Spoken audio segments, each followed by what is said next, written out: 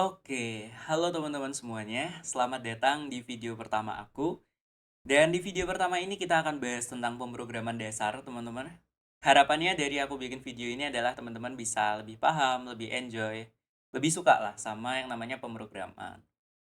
Modul yang aku pakai atau acuannya aku berdasarkan dari website resmi UGM dan teman-teman harusnya juga bisa akses secara publik di sana. Dan sistemnya, videonya akan aku bikin berseries ya teman-teman. Jadi ada part satu, part 2, part 3, dan seterusnya. Dengan setiap partnya akan membahas di suatu materi tertentu. Kayak gitu. Dan disclaimer dulu juga, kalau teman-teman ngerasa, oh aku udah paham nih di bagian ini. Oke, sesederhana teman-teman bisa skip-skip aja ke bagian yang menurut teman-teman rasa perlu untuk pahami, perlu untuk pelajari. Gitu. Jadi nggak perlu untuk disimak benar-benar dari awal, oke? Kita akan mulai ke pembahasan yang pertama. Apa itu computational thinking? Sebelum masuk ke sana, teman-teman pernah lihat gambar kayak gini nggak? Nah, kadang kita itu bukan kadang sih, mungkin sering ya, kita ngerasa kita punya permasalahan yang begitu berat, yang begitu besar rasanya, sampai kita ya udah pengennya cuman burnout, pengennya cuman buat tidur dan nggak jadi buat ngerjain tugasnya. Efeknya apa? Tugasnya numpuk, nggak terselesaikan, lewat tenggat deadline. Begitulah kadang. Tapi nggak apa-apa, kadang kita cuman perlu untuk berpikir dengan cara yang lebih baik. Masalah itu pada dasarnya secara umum harusnya masalah yang besar itu bisa diuraikan jadi masalah-masalah yang lebih kecil. Tujuannya apa? Kita bisa selesaikan satu persatu, bukan lagi menganggap sebagai suatu permasalahan yang besar. Dan inilah sebenarnya inti dari computational thinking, teman-teman. Apa sih computational thinking itu? Singkat kata, computational thinking adalah pola pikir atau kerangka kerja. Dalam bahasa yang mungkin lebih sederhana, computational thinking ini tuh cara kita berpikir. Cara berpikir yang kayak gimana? Yang logis dan juga sistematis. Kayak komputer lah ibaratnya. Sesuai namanya kan? Dalam bahasa Indonesianya apa sih? Computational thinking itu kan berpikir komputasional. Kita akan beracu secara logis, secara sistematis, dan bukan berdasarkan dari emosi kita doang. Gitu. Kita akan coba selesaikan masalah menjadi lebih kecil-kecil. Dan inilah menuju ke 4 tahap dari computational thinking, yaitu yang pertama ada dekomposisi. Ini kayak yang udah aku bilang sebelumnya. Masalah tadi, satu permasalahan itu, kita pecah, kita dekomposisi jadi masalah-masalah yang lebih kecil. Lah habis kita pecah masalahnya, kita apain dong? Apakah kita biarkan gitu aja? Oh jelas tidak ya teman-teman. Kita akan coba kenali apakah ada pola di balik itu semua. Setelah kita menemukan pola-polanya dari masalah yang udah bisa kita lihat pecah-pecah itu tadi, kita abstraksikan. Maksudnya apa sih? Kadang masalah itu tuh banyak detailnya, dan kita nggak mau untuk perhatiin semua detail-detail itu. Kita cuma pengen fokus ke bagian yang kita penting aja. Dengan kata lain, kita akan buang bagian-bagian yang emang nggak perlu untuk diperhatikan. Itulah abstraksi. Setelah itu, kita dapetin polanya dan kita abstraksikan, baru kita susun algoritma penyelesaiannya. Inilah yang dinamakan computational thinking, teman-teman. Jadi anggaplah ini sebagai salah satu cara untuk kita menyelesaikan masalah, kayak gitu. Nah, kita akan mulai masuk ke contohnya ya, teman-teman. Dan di sini aku contohin satu kasus saja, biar kita nggak kelamaan waktunya. Contohnya adalah aku ambil yang mungkin harusnya relate ke teman-teman, yaitu manajemen tugas. Di perkuliahan atau di sekolah atau di apapun itu.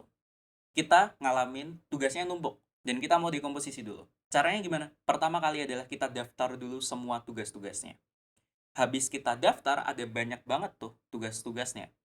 Kita kasih juga masing-masing tugas itu deadline-nya kapan. Kita catat. Kalau udah dicatat deadline-nya, kita cek sisa waktunya berapa hari sampai kita perlu untuk submit tugas itu. Nah, dari situ barulah kita bisa tentukan teman-teman urutan prioritasnya. Berdasarkan apa? Banyak hal. Sesuai kenyamanannya teman-teman, sesuai caranya teman-teman, sesuai kebutuhannya teman-teman. Misalnya, teman-teman pengen selesaiin berdasarkan dari yang tenggatnya paling mepet, deadline terdekat. Bisa jadi, bisa dipakai cara kayak gitu. Atau teman-teman pengen urutin berdasarkan tingkat kesulitannya. Kayak misal nih, teman-teman tahu nih, oh tugas ini sebenarnya masih dikumpulin 1 bulan lagi sih. Tapi tahu kalau tugas itu pasti berat dan harus segera diberesin dari sekarang. Nah, itu bisa masuk ke urutan prioritas juga. Atau apalagi, misal bobot nilai, ada mata kuliah yang 3 SKS, mata pelajaran yang nilainya tinggi, dan itu menjadi prioritas teman-teman. Bisa jadi, nggak apa-apa, masukin ke bagian dekomposisi. Setelah itu kita bisa amati polanya. Nah, ini kasus di aku ya, teman-teman. Nggak tahu teman-teman ngalamin juga atau enggak, tapi misal kita punya polanya per minggu tuh kayak gini. Tugas kimia selalu akan dikumpulin hari Jumat. Jumat depan harus juga kumpulin kimia gitu. Lalu ada lagi tugas fisika yang harus dikumpulin tuh setiap hari Minggu. Ada lagi project-project yang harus kita kumpulin di akhir tahun. Nah, ini kan pola. Polanya apa? Setiap hari Jumat, kimia. Setiap hari Minggu, fisika. Di akhir tahun nanti ada project. Kayak gitu. Itu polanya. Setelah kita dapetin polanya, kita bisa abstraksikan ke poin yang paling penting aja. Yang mau kita perhatiin. Apa sih yang mau kita perhatiin? Kayak gini. Intinya tadi kan sebenarnya sederhana ya. Kimia di hari Jumat. Fisika di hari Minggu. Project di akhir tahun. Jadi kita punya list-list tugas-tugas yang perlu kita beresin sekarang. Dari pola dan juga abstraksi yang udah kita lakukan, kita bisa bentuk algoritmanya teman-teman. Contohnya kayak gini. Aku mau supaya di tiap hari Senin, pertama kali yang aku lakuin adalah aku cek tugasnya. Setelah aku cek tugasnya di hari Senin, aku akan fokus untuk selesaikan tugas kimia terlebih dahulu, karena itu kan tenggatnya yang paling mepet gitu. Jadi di hari Senin, Selasa, Rabu, 3 hari pertama aku akan fokus beresin kimia. Habis itu, lanjut di hari Kamis, Jumat, Sabtunya, aku punya waktu untuk beresin fisika. Dan sekarang, aku sisa 1 hari nih di dalam 1 mingguku, yaitu di hari Minggu. Di hari Minggunya, aku jadi punya waktu buat aku bisa cicil project akhir tahun. Supaya di akhir tahun nanti aku nggak tiba-tiba kaget. Ya, ngapain aja aku selama 1 semester ini gitu. Nah, karena kita udah bisa cicil dari sebelum-sebelumnya. Inilah yang dinamakan algoritma, teman-teman. Dan di akhir hari Minggunya sebelum kita masuk ke hari Senin lagi, kita bisa pastikan semua tugas di minggu itu udah selesai kayak gitu. Dan itu akan repeat. Mulai lagi di hari Senin, kita cek lagi, selesaiin kimia, fisika, proyek akhir tahun lagi, dan seterusnya. Itulah yang namanya computational thinking, teman-teman. Jadi kita menyelesaikan masalah satu persatu dari dekomposisi, kenali polanya, lakukan abstraksi, dan kita temukan solusinya dalam bentuk algoritma. Jadi kalau ditanya, tadi udah bahas tuh computational thinking. Sekarang algoritma. Apa sih algoritma itu? Nah, algoritma kan dia jadi bagian dari tahap computational thinking juga ya teman-teman. Tapi ada di tahap terakhir, tahap nomor 4. Artinya, bisa kita katakan bahwa algoritma ini tuh adalah hasil dari proses kita udah berpikir secara computational tadi. Outputnya dari kita melakukan CT atau computational thinking adalah algoritma. Hasil akhirnya itu adalah algoritma. Teman-teman pernah baca teks prosedur yang isinya tuh kayak langkah-langkah kita bikin kopi atau langkah bikin minuman, makanan gitu. Itu kan urutan langkah ya. Nah, algoritma mirip banget kayak gitu. Singkat kata, algoritma itu urutan langkah, tapi tetap harus yang logis dan sistematis, kayak yang udah aku bilang sebelumnya. Terstruktur, kayak gitu. Selanjutnya, algoritma bisa direpresentasikan sebenarnya dengan 3 cara. Yang pertama kita tulis saja secara deskriptif. Langkah 1 apa, langkah 2 apa, langkah 3 apa. Itu udah termasuk algoritma. Atau juga 2 representasi lainnya, yaitu dalam bentuk flowchart ataupun pseudocode. Aku nggak akan bahas secara detail di sini karena kalau bahas tentang flowchart tuh sebenarnya bisa jadi satu video sendiri teman-teman. Itu panjang karena ada banyak aturan di dalamnya, ada banyak simbol-simbol yang bisa kita pakai. Dan mungkin akan dibahas di lain waktu aja. Tapi kalau pseudocode, singkatnya kita bikin kode ala-ala kita sendiri lah. Kita nggak terpacu pada sintaks bahasa pemrograman tertentu. Kita nggak berpacu pada aturan tertentu, tapi kita bikin bahasa kita sendiri. Gitu.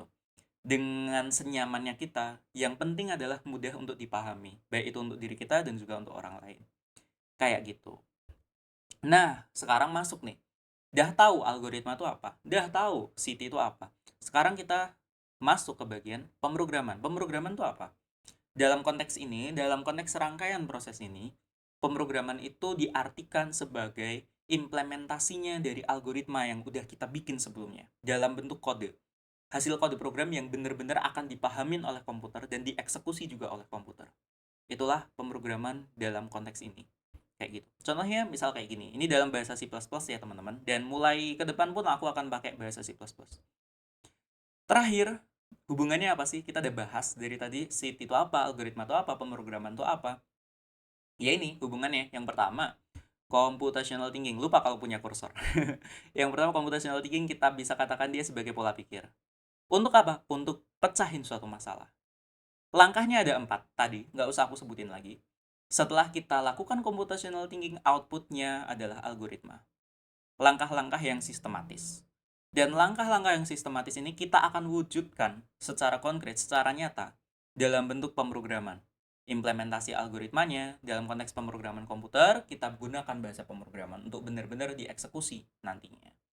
Dah, kayak gitu teman-teman buat video kali ini. Nah, ini terakhir ya. Hikmahnya apa sih kita belajar ini? Buat kasus pemrograman, hikmahnya adalah jangan langsung ngoding, teman-teman. Kadang ada banyak banget masalah yang sebenarnya mudah untuk diselesaikan. Tapi kita udah terlanjur cuntel, terlanjur apa ya bahasa Indonesia? Terlanjur ngerasa berat karena kita nggak ngelakuin computational thinking dulu di bagian awal. Nggak bikin desain penyelesaiannya dulu. Tiba-tiba langsung ngoding. Dan itu akan sangat memberatkan. Bayangin aja ada masalah, kita disuruh ngitung kelipatan 3 atau apapun gitu. Tiba-tiba kita langsung aja using namespace std, include iostream gitu, see in, see out. Nggak tahu, yakin kamu nggak akan tahu tiba-tiba nyelesain masalahnya itu kayak gimana. Makanya bikin dulu desain penyelesaiannya, jangan terlalu nafsu buat coding lah gitu kasarannya gitu. Bikin city-nya, algoritmanya, baru yang terakhir adalah pemrogramannya. Begitu teman-teman. Dah, untuk video pertama ini selesai sampai di situ. Kita mungkin akan lanjut ke video yang selanjutnya. Semangat!